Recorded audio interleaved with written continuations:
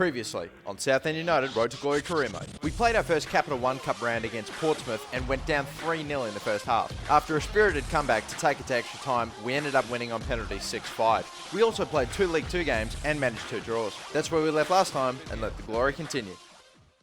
Hey guys, how's it going? The Master Bucks here, and welcome to episode 4 of my Southend United Road to Glory career mode, and thank you so much for being able to hit that 300 like mark. I know it's taken a while for me to get this up. It's a little bit to do with editing problems and it's kind of a little bit of time difference. Like, it was very, very late when I uploaded that video. But still, moving on, we are going to be playing a game against AFC Wimbledon. And of course, in the previous episode, we did not get a single win. So hopefully we'll be able to address that problem and, yeah, get a couple of 3 points results on the board. But still, we are going to be playing AFC Wimbledon. A lot of people would perceive them as being not necessarily the best team in the competition, but if possibly the worst. But still, they immediately got off on the front foot, pretty much doing most of the early attacking.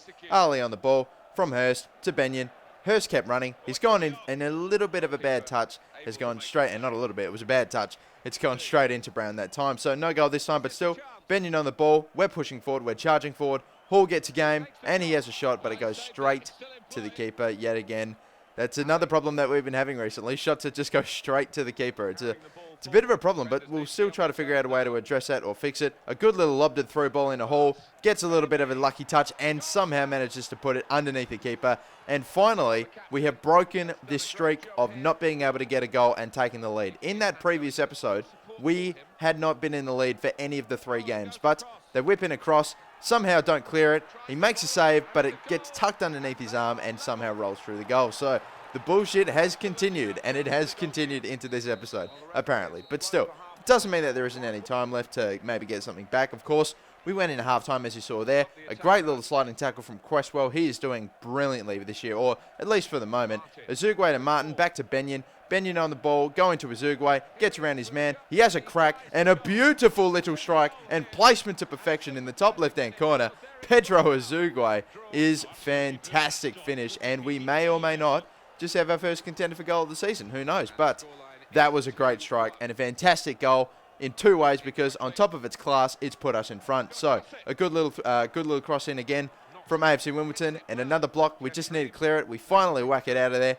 And yeah, okay. And obviously we were up by 2. We were obviously up by 1 goal, which is not bad. But they ended up making a substitution. We've moved pretty forward. And again, Martin going into Hurst, but unfortunately not that time. And they will pass it out nice and they'll pass it out again with very little time remaining. One of their players, I forget who it was, ended up getting a shot. It resulted in a corner. And in the 86th minute, they whip in across. They find the head, and it just hits the side netting. Very lucky there. Got very, very close. And thankfully, we ended up winning the game 2-1. So we finally got a win after a few games of not necessarily getting any. But, yeah, having a look at that lineup, you can see that Benyon and Phillips are both tied on 96 for their ratings. And Benyon was the man of the match. Take that into consideration. Who do you think got the 3 points for that? But still, moving on, we have got another cup game. This time it is the J-Paint Cup against, who is it, Carlisle or someone like that? I'm not too sure. No, Warsaw. How did I get that wrong? But still, by Warsaw. Okay. And as for the J-Paint Trophy, guys, I thought I'd really quickly mention J-Paint Trophy. Even though I want to go as far as possible in cup games, the J-Paint doesn't really fuss me all too much. I really want to concentrate more on the Capital One Cup and, more importantly, the FA Cup when it finally gets here. But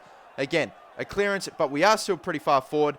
And Hurst is kept on side. He goes for the volley, but unfortunately putting it a little bit wide, going across the face of goal. But Warsaw, again, with a very nice cross in. It falls back to one of their players behind, and a good block from Clohessy, but he falls on his ass. And not great defending, not great shooting. It gets a ball in along the ground, but still nothing. We still have not cleared the ball, and finally we belted out of there. And Hall's going to win that header, and we were out. But still, they eventually came back with another attack, crossing it in. Not this time. Clohessy trying to deal with it, and does a better job than he was previously. Warsaw doing a fair bit of the attacking. I was doing my own attacks every now and again. But they weren't looking extremely dangerous until Eastwood was on the ball, going into Martin. Martin on the ball, just passing it around the D to Azugwe to Martin. Takes a good touch and a turn and hits that bottom left-hand corner and completely out of the reach of the keeper. So Eastwood finally with a shot on goal, and finally it's not straight to the keeper. We go into half-time at 1-0 against Warsaw. So that's pretty good. And, yeah, finally, in our 2 games, we have been taking the lead, which is great. So I ended up making a substitution because I felt like Hurst wasn't really great for me, and I don't think he was tired. I just don't think he was playing very well. But Ali got a game, a good through ball into Williams. I tried to deal with it, and he just, one of their players has a massive crack. Wasn't really expecting them to go in anyway, but obviously, as we can see there, Chambers was now coming into the game. I have no idea who he is, but yeah, we'll see how he goes. And again, a big through ball in, but I mean, not through ball, a cross in, but Smith running up to deal with it, doing well. And by the way, guys, I think I'm gonna be giving Bentley a few games every now and again, but still. Eastwood running in, having a shot. Unfortunately, not that time, but Kumachero gets his head around the man and gets his head onto the ball and into the goal in the 69th minute. Haha. But we now have some breathing space. You watch this. I am very surprised that the defender didn't deal with that and let Kumachero even get some contact on that. But, excuse me, we have gotten the second goal. We have gotten the breathing space. The goalkeeper is motionless. He just has to watch it. And, yeah, we are now 2-0 up in the 83rd minute. So that was quite an ambitious attempt as well. I thought I'll put that in. And as well as that, we got Straker on the ball. He gets a very nice little cross into Eastwood. He doesn't get a head onto it that time, but a great little volley and perfect placement. Very nice from Eastwood. And quite possibly maybe even a second contender for goal of the season. Who knows? I mean, we're having a lot of them so far, but still. Eastwood getting a third. You look at this little maneuver and a great cross in from Straker. He doesn't get a head onto it, Eastwood, but a very nice little turn. He turns his body inside out, and again a very nice little very nice goal. But still, moving on, we have won the game 3-0, which is fantastic. Eastwood with 2 of the goals, and Kumachero, of course, with 1. Now, looking at the game, looking at the game's ratings, we have got again Eastwood and Straker, both tied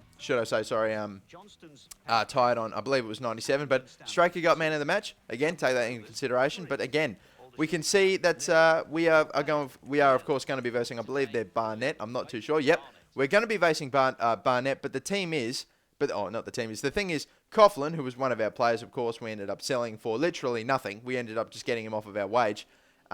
We actually sold him to this team. So whether he'll play or not, who knows? But yeah, he gets a little he gets to play against his old team, so we'll see how he goes there. But again, it is still Southend United versus Barnet. And of course, looking at that league table again, I'm going to try to add the league table at the end of every episode. But you can see that we're currently 4th. I mean, we've only just started the season, so to be completely honest, where I am at the moment doesn't necessarily concern me. But still moving on, we've got Ali on the ball.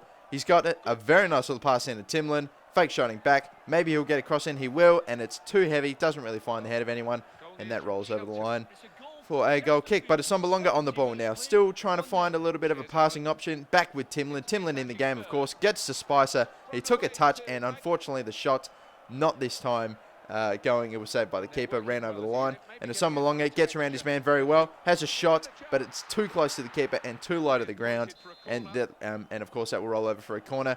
We whip it in. We find the head of Cresswell, but Cresswell just putting it over the top of the crossbar.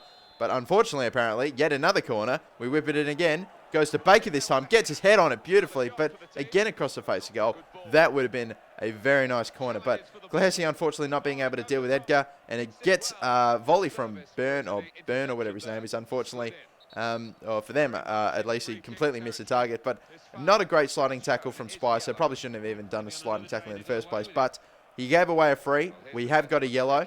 Barnet, the ones that are going to take it. They're going to lay off the ball. They're going to go to Weston, and we get a very good block on from Barker.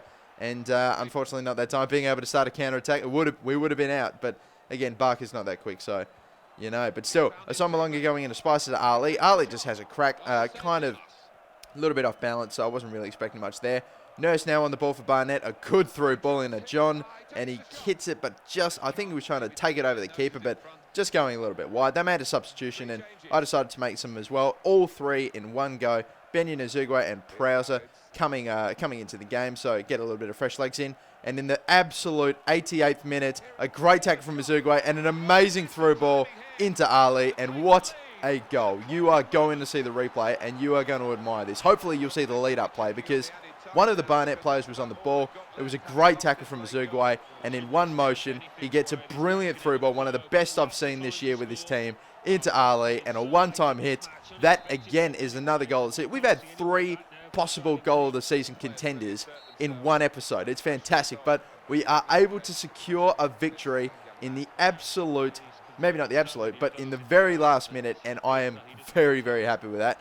So, yeah, we did a very good job there again. And you can see here, Ali, sorry, Ali and Barker are the ones that, again, are tied for the player ratings, both on 84. And, again, Barker, the one that gets man of the match, according to FIFA 13 at least. And you can see Osama Malonga and Claire Hesse. We didn't actually get that many higher ratings, which is probably understandable considering we didn't really dominate the play or anything. We only got one goal right in the end. But here's something that I'm sure League 2 teams or managers wouldn't have to deal with. It's their players going off on international duty. What? Unless they played for a team, unless they had a player from a country which is population of about maybe 10,000. But still, we got an offer from Alex Woodyard. And even though, yeah, we got an offer from Alex Woodyard. He's worth about 70. We ended up getting 50. But to be completely honest, if I only got him for 60, I mean, just anything I would be perfectly fine with, because it's not like we get deducted the pay anyway. So, yeah, we might as well do it. But still, we have got finally a pretty big game up ahead. We have got finally a Barclays Premier League team in the Capital One Cup. And this, my friends, is going to be exciting because, again, this will be our biggest game so far. And I really will cherish these games that we get to play against the bigger teams. And even for a team like myself, West Ham is a big team. We ended up getting a shot there, unfortunately, being put under immense pressure, nothing there. But yeah, back to what I was saying before, I'm really going to cherish these games that I get to play against not only Barclays Premier League teams, but even some Champions League teams. I mean, not Champions League teams, but even some bloody Empower Championship teams. But again, Eastwood on the ball, having a shot, and that just goes straight to the keeper yet again. Another problem that he's been having, but I wasn't really expecting too much, to be completely honest. He just whacks it forward, and we ended up getting the ball yet again. Kumachero forward. He was onside, but again, Kumachero, he's got a bit of a problem. We ended up getting a free kick that time, which is good. But whenever Kumachero gets through on goal, he just doesn't have the acceleration to really get himself going. He gets closed down all the time, I would feel. But still, Hall, our best free kick taker, he's going to take it, and that is very, very close. Unfortunately, not this time. I would really love to hit a free kick in this, but still, we go into halftime at 0-0 in the Capital One Cup, and hopefully we won't take it extra time like we did with the last one, but still a great little through ball into Hall. He's down the wings. He's now in the box, fake shotting around Tompkins, having a shot, but that is not that great an effort, and that's going to go very, very wide of the goal. Eastwood into Hall. Those two combining yet again into the box. He'll have a fake shot. No, he'll go for a cross around, and the keeper does very well there. I was expecting a fake shot. An interception from Azugwe. He's had a good game. Passes into Ali. Ali, they're just passing around the box. Kumachero goes into Eastwood. Eastwood with a crack on a one-time effort. Nothing that time, but again, we win the ball back. Martin, we're trying to pass it around, trying to find a gap. Azugwe and Eastwood. Eastwood with a crack, goes straight to the keeper. And another attempt with a header, goes straight to the keeper. Give me a chance, guys. Anything. Left or right of the keeper. Just, got to catch my breath. But still, Ali going into Martin. Martin with a turn. We get kind of lucky there. And a shot. And in the 85th minute, David Martin is able to put in a goal off a rebound. They tried tackling us, and we instantaneously tackled them back and got the ball back. A little bit lucky that time, but again, it looked like West Ham were going to be making a couple of substitutions. So, yeah, they made those substitutions, and in the 89th minute, Kumachero running on the ball again. Doesn't have that good acceleration, but when that happens, it means he's got all this space forward. He's got literally a paddock. Will he try to find someone? Yes, he will. He crosses in, but it is intercepted. And with 1 minute of stoppage time to go, West Ham whack it forward. We make an interception. Diame on the ball, intercepts, gets in the way of in the cross, and that, my friends, is it. And we have beaten West Ham in probably our biggest game definitely our biggest game so far. We have beaten West Ham, Southend United, a League 2 team. This is fantastic. And we progress in the Capital One Cup. And again, I'll be completely honest, we did get pretty lucky to get that result, as our goal was quite lucky as well. But Cresswell getting man in the match there. Martin doing well as well, and as well as Phillips. So the two centre-backs doing quite well. Maybe they're possible contenders for the points. And again, we ended up getting something back for our counter offer. They said that they would accept the 60,000 for Woodyard, and we ended up also getting something for Agyekwa or something. Apparently he's English, but he has, excuse me. Apparently he's English, but he has a Japanese name. But still, we have reached, the transfer deadline day. Now, after we signed Kumachero, who I believe was our last transfer, we didn't actually sign anyone else. We haven't really been active in the transfer window. We've sold a few players, but we haven't actually signed anyone. But Ballon, Joseph Mir Ballon, I don't know how you pronounce his first name, but I know his last name is Ballon.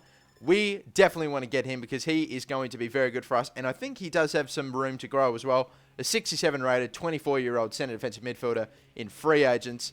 We're paying $5,000 for his wages, but I'm sure we'll be able to get something back for him. maybe halfway toward the season, he might actually come really, really good for us. But again, he is in the team, and I believe he is actually our highest rated player at the moment, so they'll be all right. And yeah, as well as that, even though I wasn't really planning on selling Timlin, we did get an offer for him. I ended up, yeah, sure, let's hit up a counter offer for Shrewsbury again. I just said, okay, well, I probably said, okay, I'd be quite happy to sell him for 200,000, and they ended up sorry, they ended up wanting 160,000. So I just said, okay, well, I'll tell you what, let's just find the the middle here, and to say 180,000, and it looked like that they were going to match it. So with Timlin now out of the game, I decided I should probably bring in another player, and even though he's not a centre midfielder, Mosney is my best centre back. He was on loan, but I've recalled him for 100,000 with the money that I just got from Timlin. So yeah, we have now got as well in the transfer deadline day, we were able to get back Ballon and get back Mosney. So we'll see how we go with that lineup.